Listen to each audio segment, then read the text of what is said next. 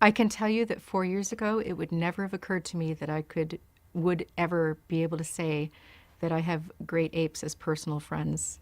And I can now. And that's really, I don't know how else to phrase it. That's just an amazing life change. And I'm aware of them all the time. And I want other people to be aware of them. And it's sort of an otherworldly experience. And yet it's not. They're of the same world. And in fact, of the same, they're apes and we're apes. My first visit to the trust was just magical, and I don't know how else to describe it. It's life-changing to look into a great ape's eyes.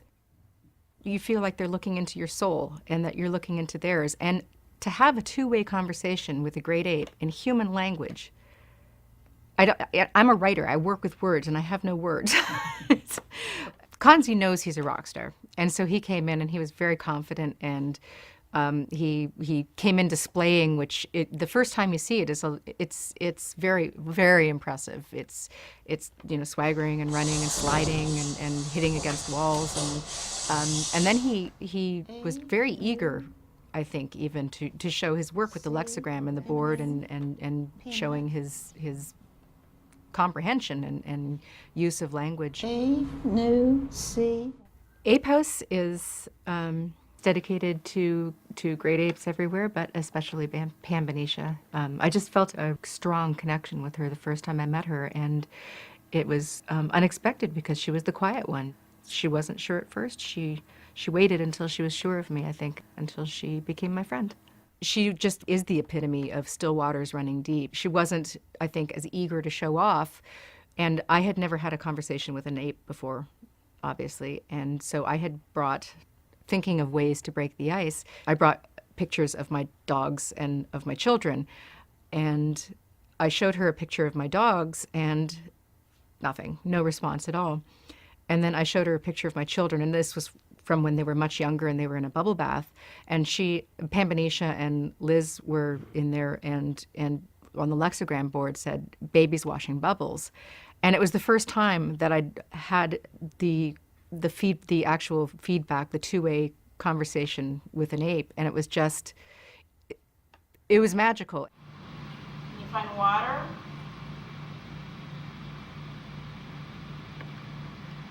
Water. Good. How about milk? Milk. Very good. How about lemonade? Lemonade. Lemonade. Good. Because it's unique in the world, everybody wants a visit.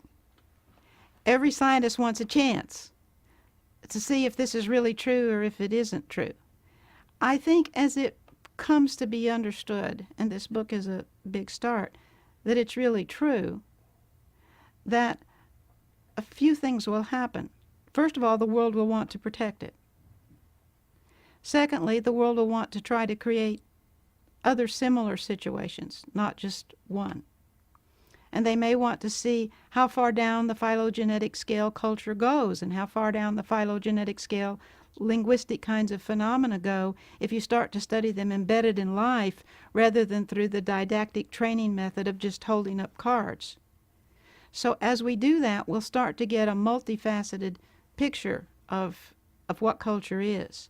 And I think Great Ape Trust will be seen as kind of the first place that this was ever done, and so it will always be honored throughout history because of that.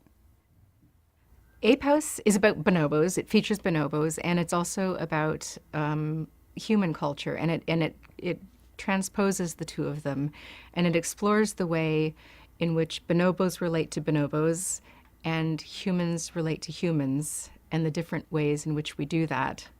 And one of the flip sides to that is the kind of schadenfreudic glee that humans take in watching other humans fail in their relationships with others. And I think that's the symptom of that is kind of tabloid journalism and the gossip rags. And so I have a little bit of fun exploring that.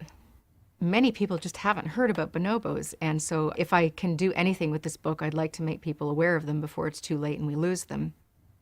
I hope that I don't tell people what to think, but I do hope to make people think.